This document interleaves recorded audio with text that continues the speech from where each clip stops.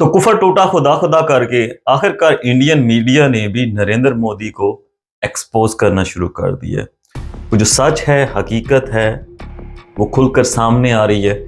Indian media खुद ही ना सिर्फ न्यूट्रल लोग जो वहाँ पे करण थापर जैसे और रवीश कुमार जैसे लोग जो है वो एक सही बात करने वाले लोग नरेंद्र मोदी को एक्सपोज कर रहे हैं, बल्कि जो गोदी मीडिया है उसके भी कुछ एंकर्स नरेंद्र मोदी को ऐना दिखाने की कोशिश कर रहे हैं। तो सारी सिचुएशन पे जरूर जाएंगे, लेकिन उससे पहले आपको एक वीडियो दिखानी है। ये जरा वीडियो देखें।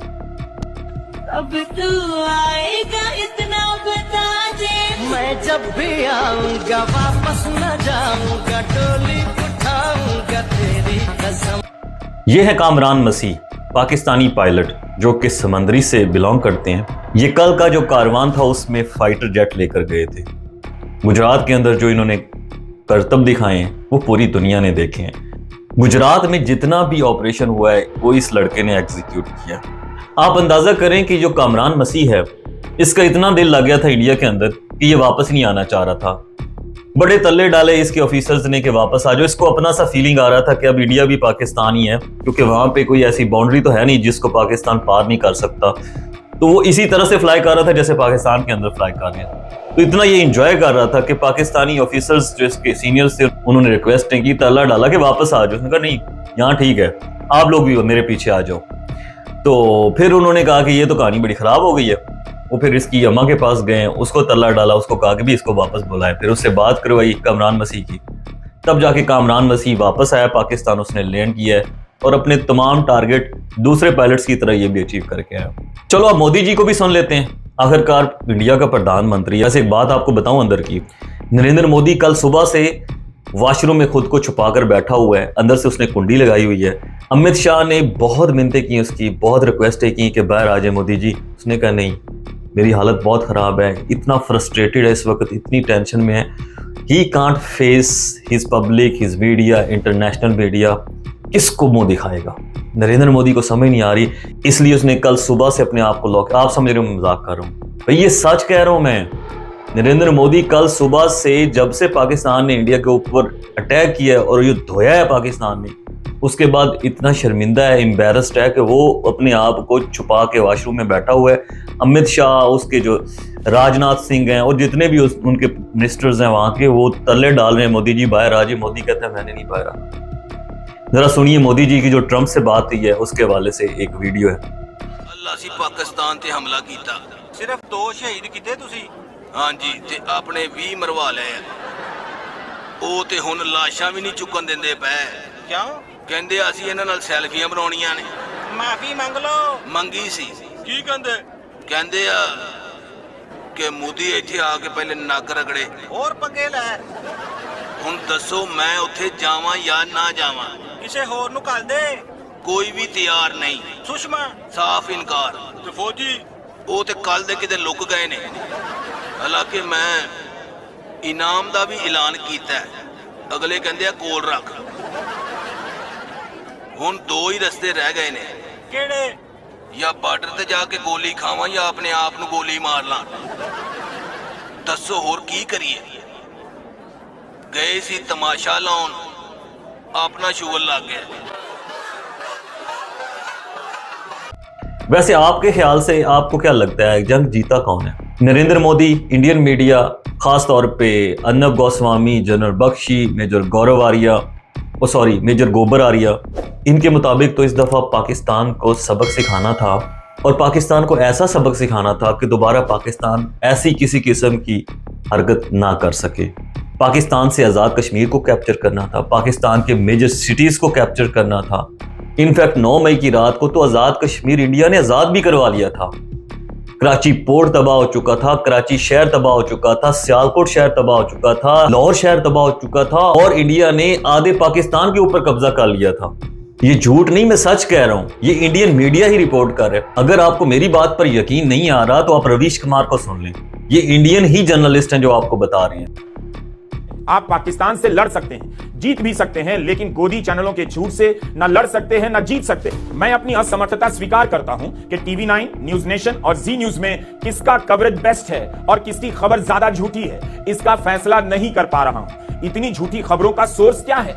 इन चैनलों को कैसे पता चल रहा है कि कराची पर कब्जा हो गया है? इस वक्त यही पता करना मुश्किल हो चला है। मुझसे डिसाइड नहीं हो पा रहा कि जी न्यूज ने न्यूज नेशन को पीछे छोड़ दिया है या न्यूज नेशन ने एंटायर नेशन को पीछे छोड़ दिया है। पता करना चाहिए कि इन चैनलों के दर्शकों के बीच तंबाकू, गुटखा, सुर्ती की खपत कितनी बढ़ गई है। यह सब स्वास्थ्य के लिए हानिकारक है। हम ओरिजिनल थंबनेल आपको नहीं दिखा रहे, हो सकता है तीनों चैनलों को बुरा लग जाए, इसलिए उनके थंबनेल पर जो लिखा है उसका संग्रह आपके लिए किया है, उसकी प्रस्तुति बदली है, मगर लिखावट, हेडलाइन का टेक्स्ट सेम है। न्यूज नेशन ने एंटायर नेशन को बताया है कि पाकिस्तान के 5 शहर तबाह हो गए और TV9 ने बताया है पाकिस्तान के 25 शहर तबाह हो गए।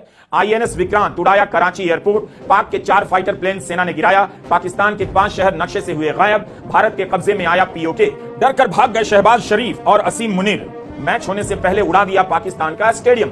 TV9 की यह हेडलाइन है, भारत का पलटवार, पाकिस्तान के 25 शहर तबाह, लाहौर, इस्लामाबाद और सियालकोट में जबरदस्त हमला, INS विक्रांत ने कराची पोर्ट को किया तबाह, सुबह सुबह पाकिस्तान के 6 शहर पर टूट पड़ी भारतीय सेना। अब जी न्यूज की हेडलाइन देखिए, पाकिस्तान के कई शहरों पर कब्जा, कराची नक्शे से गायब, पाकिस्तान का आर्मी चीफ गिरफ्तार हो गया तख्ता पलट, पाकिस्तान की राजधानी इस्लामाबाद पर कब्जा, भारत का खौफ, बंकर में छिपे शहबाज हाफिज, मिली लोकेशन, सुबह सुबह भारत ने उड़ा दिए पाकिस्तान के कई शहर।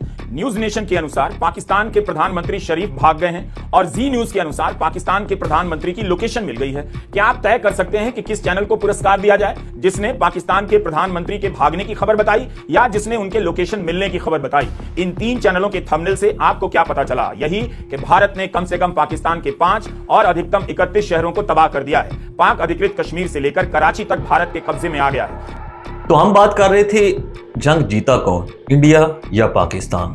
अगर हम इंडियन पर्सपेक्टिव को देखें तो उसके मुताबिक तो उन्होंने पाकिस्तान को सबक सिखाना था, एक ऐसा सबक सिखाना था जिसकी वजह से पाकिस्तान इंडिया से डर जाए और पहलगाम जैसा अटैक, पुलवामा जैसा अटैक, उड़ी जैसा अटैक, जो कि फॉल्स फ्लैग ऑपरेशन थे, हम ये समझते हैं कि वो इंडिया ने खुद ही करवाए थे, लेकिन इंडिया ये समझता है कि वो पाकिस्तान ने करवाए। तो इंडियन पर्सपेक्टिव से देखें तो पाकिस्तान को एक ऐसा सबक सिखाना था कि रहती दुनिया तक पाकिस्तान उस सबक को याद रखे और दोबारा इस तरह की हिम्मत ना कर सके। इंडियन जर्नलिस्ट करण थापर और परवीन समामी के बारे में मैंने पीछे भी आपको बताया था, यानी कि जब जंग नहीं हुई थी उस वक्त भी मैंने आपको बताया था कि परवीन स्वामी ये सोच रहे हैं और एक डिफेंस एनालिस्ट हैं, उनके पास नॉलेज ज्यादा है और वो एक बेहतर तजिया करने वाले इंसान हैं। तो अभी आप इनकी वीडियो देखें, इसमें ये एक चीज एक्सप्लेन करना चाह रहे हैं। Operation Sindoor did not deter Pakistan. You in fact say the reverse has happened. Yeah, Explain. I mean, this is a logical conclusion, Karan. After what I have just given a little explanation for your viewers, the other side, the enemy, Pakistan, they know the limitations of the Air Force now, and Air Force, as I said, will be the lead service in your war plan. When they know all this, how are they getting deterred? What is deterrence? Deterrence basically means that the other side, which is Pakistan, which is constantly keeping an eye on the capabilities of your 3 service, Army, Air Force, Navy, should feel that, oh, if I get into a war with them or if I do a proxy war, they have a capability to push me or start a war which I may not be able to end on favorable terms, so the enemy will be deterred. You have exposed the limitations. Why will the enemy be deterred? In fact, you are deterring yourself by exposing the limitation of your premium force. Parveen समामी ये समझाना चाह रहे हैं logic के साथ कि जब कोई दुश्मन कंट्री, जैसे पाकिस्तान इंडिया का दुश्मन कंट्री है, इंडिया ये समझता था कि पाकिस्तान ने इंडिया के ऊपर पहलगाम अटैक किया तो पाकिस्तान को डेटर्ड करना है, यानी कि पाकिस्तान को सबक सिखाना है और पाकिस्तान को डराना है। तो परवीन समामी ये कहना चाह रहे हैं कि जब पाकिस्तान को इंडिया की लिमिटेशंस का पता चल गया है, यानी कि पाकिस्तान को इंडिया के एयर डिफेंस सिस्टम की लिमिटेशंस का पता चल गया है, उनके राफेल जेट्स और दूसरे जितने भी तैयारे हैं उनकी लिमिटेशंस का पता चल गया है, इनके पूरी टेक्नोलॉजी की लिमिटेशंस का पता चल गया है, उसके बाद यानी कि पाकिस्तान ने जो पहले दिन एयर जेट्स गिराए थे उसमें एक राफेल भी था या 2 राफेल थे, I don't know the exact figures, but एक राफेल तो कंफर्म हो चुका है। उसके बाद पाकिस्तान एयरफोर्स को इंडियन एयरफोर्स की लिमिटेशंस का पता चल गया। उसके बाद जब कल आए हैं वापस पाकिस्तानी अटैक करने के लिए तो उनके सामने कोई राफेल नहीं था, कोई MiG-29 नहीं था, कोई मिराज 2000 नहीं था। कल जब पाकिस्तानी अटैक करने के लिए आए हैं तो वो ऐसे डोमिनेटिंग होकर आए हैं कि इंडियन एयरफोर्स ने उनको रिस्पॉन्स नहीं दिया। दिस वाज द लिमिटेशन जो करण थापर और परवीन स्वामी डिस्क्लोज कर रहे हैं और लॉजिक्स के साथ बता रहे हैं। तो ये समझाना चाह रहे हैं कि अगर दुश्मन को आपका डर ही नहीं रहा, आपकी लिमिटेशंस का पता चल गया है, तो वो तो डोमिनेट होकर आएगा, वो तो आपको बहुत मारेगा आके, उसको डर पैदा नहीं होगा, इनफैक्ट आप डेटर्ड हो गए। यानी कि परवीन स्वामी के मुताबिक इंडियन एयरफोर्स डेटर्ड हो गई है। और मैं आपको एक और बात बताऊं कि इंडियन एयरफोर्स इतनी डरी हुई थी कि वो पाकिस्तान और इंडिया के बॉर्डर से 300 किलोमीटर पीछे चली गई थी, क्योंकि पाकिस्तानी PL-15 की रेंज 300 किलोमीटर थी।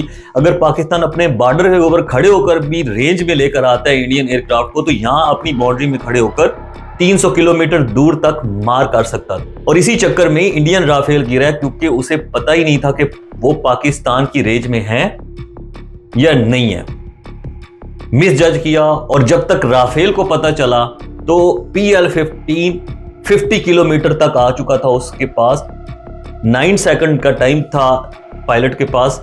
उस 9 सेकंड में वो जहाज को नहीं बचा सकता था, उसने सिर्फ अपने आप को बचाया, इजेक्ट किया और अपने आप को सेव कर लिया। तो इस सारी सिचुएशन जो कि करण थापर और प्रवीण स्वामी, यार ये हम नहीं कह रहे, ये आपके ही जेन्युइन क्रेडिबल जर्नलिस्ट हैं जो आपको आईना दिखा रहे हैं, इनसे चीजें सीखने की जरूरत है। तो कुल मिला के लुबे लबाब ये है कि पाकिस्तान डेटर नहीं हुआ, इंडिया डेटर्ड हुआ है, इंडिया डरा हुआ है, इंडिया सहमा हुआ है। गोदी मीडिया को छोड़ दें, जब हम इंटरनेशनल मीडिया की बात करते हैं तो वो एक क्रेडिबल बात होती है। यूके के इंतहाई क्रेडिबल जर्नलिस्ट रॉबिन्सन, उन्होंने जो कल स्टोरी रिवील की है उसके अंदर वो ये कह रहे थे कि एक सिचुएशन ऐसी आ गई थी जब पाकिस्तान ने इतना हाईली रिस्पॉन्ड किया, रिटेलिएट किया और इतना हैवी बॉम्बिंग की है, एयर स्ट्राइक्स किए हैं, सारा कुछ किया है। उसके बाद नरेंद्र मोदी को रियलाइजेशन हुई और एहसास हुआ कि कहानी काफी खराब हो गई है। I was just talking to a source who was literally in the room where it happened, where Secretary of State Marco Rubio, I was told, played a massive role in bringing about this ceasefire, a ceasefire that on multiple times today and even yesterday, because it was in the works yesterday, perhaps over the last 48 hours, as we've been reporting, Pakistan was sort of on a military pause to give a window for diplomacy. What I understand from this source is that that was blown out of the window early this morning when India attacked 3 air bases, one of them here in the capital, just on the outskirts of the capital. That, according to the source, Pakistan responded with a relentless, a massive barrage of missiles and rockets, they say, Pakistan says, into Indian military facilities, bases inside India, air bases, weapon storage, and along that disputed line of control in Kashmir against military bases there. They say that this, from the Pakistan perspective, their communications, how they were communicating with Secretary Rubio, that really put India on the back foot. It didn't know what had happened. India, according to Pakistan, reached out to Secretary Rubio, reached out to the Saudis, reached out to the Turks, reached out to others to find a diplomatic. तो नरेंद्र मोदी ने approach किया था Donald Trump को cease fire करने के लिए, यानी कि इंडियन गवर्नमेंट ने रिस्पांस किया था। जो इंडियन मीडिया क्लेम कर रहे हैं हमारे DGMI ने अप्रोच किया, इसमें कोई शक नहीं कि हमारे DGMI ने ही अप्रोच किया। लेकिन नरेंद्र मोदी की रिक्वेस्ट के ऊपर डोनाल्ड ट्रंप को उसने फोन किया कि आप इसको सीज फायर करवाएं, और American foreign secretary Marco Rubio ने Pakistani chief of army staff Asim Munir को कॉल की और कहा कि उनकी तरफ से सीज फायर हो चुका है, अब आप अपनी तरफ से उनके साथ बात करें और चीज़ें डिस्कस कर लें। जहां तक ताल्लुक है सिंतास मुआहदे का जो ख़त्म किया हुआ है इंडिया ने, उसके हवाले से भी मैं आपको एक इन्फॉर्मेशन देता चलूं कि इस कन्वर्सेशन के अंदर जब जनरल आसिम मुनीर से मार्को रूबियो की हुई है तो इसमें आसिम मुनीर ने उनसे बात की है कि हमारा पानी बंद किया हुआ है इन्होंने।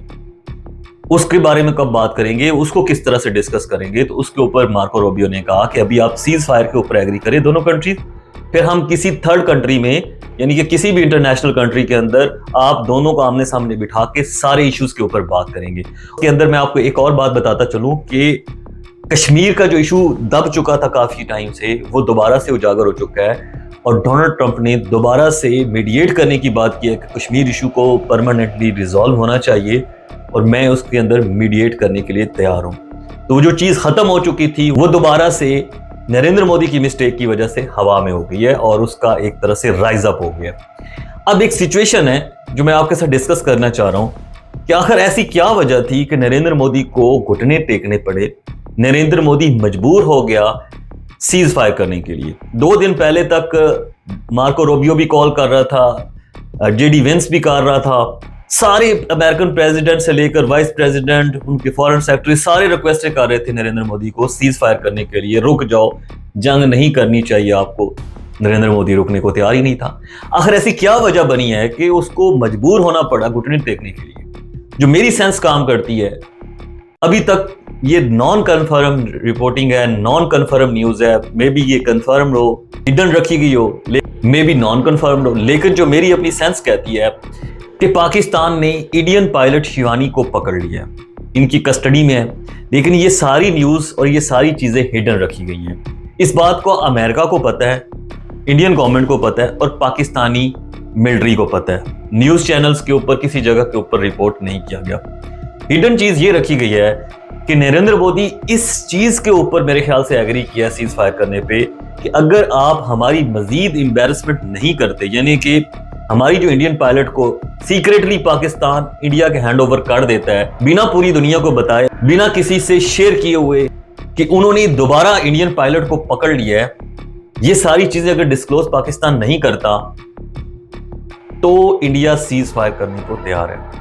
सुनिए जरा अल जजीरा की report. Pakistani capital Islamabad to tell us what we're hearing on an official capacity from where you are, Kamal.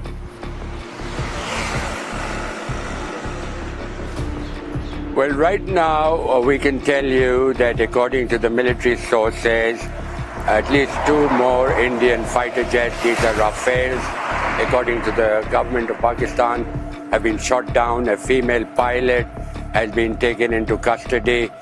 She was one of the fighter pilots of the Indian Air Force. Also important to note that all this began, this sequence of events, after. तो कुछ हद तक इस बात में सच्चाई है, क्योंकि कोई भी प्रेसिडेंट, कोई भी प्राइम मिनिस्टर जो कि जंग के ऊपर तुला हुआ हो, मतलब पाकिस्तान को कहते गाजर मूली की तरह खाने के ऊपर तुला हुआ हो, वो अचानक से कैसे मान गए? मेरी अकल तो इस बात को नहीं मान रही। आपकी अकल अगर मानती है या आपके पास इस चीज की कोई और लॉजिक समझ में आती है तो आपने कमेंट सेक्शन में जरूर बताना है कि आप क्या समझते हैं कि नरेंद्र मोदी किस वजह से इस सारी सिचुएशन के अंदर फंस के घुटने टेकने पर मजबूर हुए। और जितने इंडियन दोस्त हैं हमारे, वो थोड़ा सा रियलाइजेशन करें, रियलिस्टिक होकर सोचिए कि आपके गोल्स अचीव हुए हैं क्या? जो गोल्स और ऑब्जेक्टिव आपने सोचा हुआ था वो अचीव हुआ है? यस और नो? अगर तो वो अचीव हुआ है, पाकिस्तान डर गया है, डेटर्ड है, पाकिस्तान दोबारा इस तरह का कोई अटैक नहीं करेगा, पाकिस्तान खौफ से कांप रहा है, तो फिर तो समझ में आता है कि आप जीत गए हैं। और अगर पाकिस्तान ने आपके ऊपर अटैक किया है और आपने वापस पाकिस्तान के ऊपर अटैक नहीं किया फुल फ्लैज वार के वाले से, पाकिस्तान ने सारी बेसिस के ऊपर, सारे एयरफील्ड्स के ऊपर अटैक किया और इंडियन एयरफोर्स ने पाकिस्तान के ऊपर दोबारा अटैक नहीं किया, तो इसके पीछे क्या रीजन होगी? मतलब बात करने का यह है कि जो गोल था आपका वो तो ये था ना कि पाकिस्तान कभी स्ट्राइक ही ना करे इंडिया के ऊपर, लेकिन पाकिस्तान ने फुल फ्लैज वार के हवाले से पूरी की पूरी अपनी फोर्स लगा दी आपके ऊपर चढ़ाई करने के लिए। तो क्या पाकिस्तान डरा हुआ है? नहीं, आपका कोई गोल अचीव नहीं हुआ। आपके प्रधानमंत्री को अपने स्टांस से पीछे हटना पड़ा, बैकफुट पे गया, सीज फायर किया। इसका मतलब यह है कि जो पाकिस्तान ने अटैक किया वो डोमिनेटिंग था, पाकिस्तान आपसे जीत चुका है। और एक और चीज जो है ना वो बड़ी डिटरमिन हुई है, वो ये कि जो चाइनीज एयरक्राफ्ट्स हैं और चाइनीज टेक्नोलॉजी है उसका और यूरोपियन टेक्नोलॉजी का बहुत बड़ा कंपटीशन था, जिसमें चाइनीज टेक्नोलॉजी ने विन किया और पूरी इंटरनेशनल कम्युनिटी इसको मान चुकी है। पूरी दुनिया ने इस चीज को सराहा और एक थ्रेट नजर आना शुरू हो गया अब चाइनीज टेक्नोलॉजी का, जिससे पूरी दुनिया कांपना शुरू हो गई है। ये भी एक तरह से इस वार के अंदर जो चाइनीज टेक्नोलॉजी और फ्रांस या यूरोपियन या अमेरिकन टेक्नोलॉजी उसका टेस्ट हो रहा था, उस टेस्ट के अंदर चाइनीज टेक्नोलॉजी जीत गई है। अब इस सारी सिचुएशन के अंदर जब नरेंद्र मोदी को अपने स्टांस से पीछे हटना पड़ा है तो उसका अपना ही मीडिया, यानी कि मैं रैशनल मीडिया की बात नहीं कर रहा, मैं करण थापर की बात नहीं कर रहा, मैं उनके अपने ही मीडिया की एक एंकर पर्सन है, गोदी मीडिया की एंकर पर्सन है, उसकी आपको एक वीडियो क्लिप दिखाना चाहता हूँ, सुनिए जरा। वो राजनीति जिसके चक्कर में आप लोगों ने देश को कहां पहुंचा दिया सर, बड़ी शर्मिंदगी हमें होती है। ये क्या हो गया? ये जब इस तरीके से स्टूडियो में खड़े होकर हमको हिंदू मुस्लिम वाली डिबेट करनी पड़ती है ना सर, तो एक हिंदुस्तानी नागरिक के नाते सर मुझे तो बहुत तकलीफ होती है। ये क्या सुन रहा हूँ मैं? मुझे लगता है कि कहां पर आप लोगों ने अपनी राजनीति के स्तर को पहुंचा दिया है कि हमको न्यूज में यहाँ पर खड़े होकर इस तरीके से हिंदू मुस्लिम करना पड़ता है। यही नहीं, अभी और सुनिए। देश के नागरिक को नागरिक आप लोगों ने नहीं रहने दिया सर। हर किसी की पहचान आपने हिंदू में, मुसलमान में, ब्राह्मण में, दलित में, पिछड़े में, इसी में बांट के रख दिया सर। कोई हिंदुस्तानी आप लोगों ने इस देश में रहने नहीं दिया, बड़े अफसोस के साथ सर। मुझे पता है आप लोगों को बहुत तकलीफ हो रही होगी, बहुत मिर्च लगी होगी आपको मेरी ये बात सुनकर, लेकिन ये हकीकत है, ये झूठ है। और यकीन मानिए सर, आप हिंदुस्तानियों को जब इस बात का एहसास होगा ना, तो आप सब लोगों को बहुत परेशानी होगी सर। मजा आया। तो गोदी मीडिया की जो अपनी एंकर पर्सन है वही बीजेपी को एक्सपोज कर रही हैं। वो ये कह रही हैं कि आप हमें एक नैरेटिव देते हैं जिसमें हिंदू मुस्लिम को कॉन्फ्लिक्ट को हमने उजागर करना होता है, मुसलमानों को जो है वो कटहरे में लाकर खड़ा करना होता है, मुसलमानों के साथ जनाब उस तरह के क्वेश्चंस करने होते हैं कि हमें खुद शर्मिंदगी होती है कि हम ये कैसे सवाल कर रहे हैं। इनफैक्ट जितने रैशनल यूट्यूबर्स हैं या जितने भी गोदी मीडिया से हक के जितने भी जो है वो न्यूज चैनल्स हैं या कोई इंडिपेंडेंट रैशनल जर्नलिस्ट हैं, वो इस वक्त उस लेवल तक क्रिटिसिज्म कर रहे हैं नरेंद्र मोदी के ऊपर, गोदी मीडिया कि यार आप किस तरह का न्यूज चैनल चला रहे हैं, किस तरह की खबरें चला रहे हो। पूरे का पूरा जो निजाम था नरेंद्र मोदी ने पिछले 10 साल में डेवलप किया था अपनी फेवर में, जो एक तरह से मार्शल लॉ लगाया हुआ था, एस्टेब्लिश किया हुआ था, जो अपने ओपोनेंट्स हैं, कांग्रेस हो गई, मुसलमान हो गए या जितने भी उनके ऑपोजिशन में लोग हैं, उनको सुप्रेस करके रखा हुआ था गोदी मीडिया से। उनके जो एंकर थे अर्नाब गोस्वामी से लेकर रुबीना लियाकत से लेकर जितने भी उसके गोदी मीडिया के एंकर्स थे, वो इस तरह से टूट कर पड़ते थे, जो भी उनके पास गेस्ट बैठा हुआ तो उसके साथ बदतमीजी करते थे, उसको इस तरह से सुप्रेस करते थे। आपकी सोच होगी इस जंग के अंदर पूरे का पूरा जो निजाम था उसने डेवलप किया था पिछले 10 साल के अंदर, वो पूरा एक्सपोज हो गया।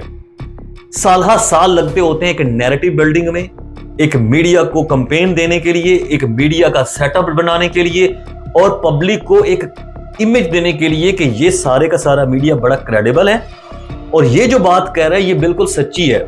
जब उसी मीडिया के अंदर से इस तरह की आवाजें उठना शुरू हो जाएं तो इसका मतलब यह कि ज़वाल करीब है, नरेंद्र मोदी का ज़वाल करीब है और ये उसकी आखिरी टर्म है। आप मेरी बात ये लिख कर रख लें। Thank you so much.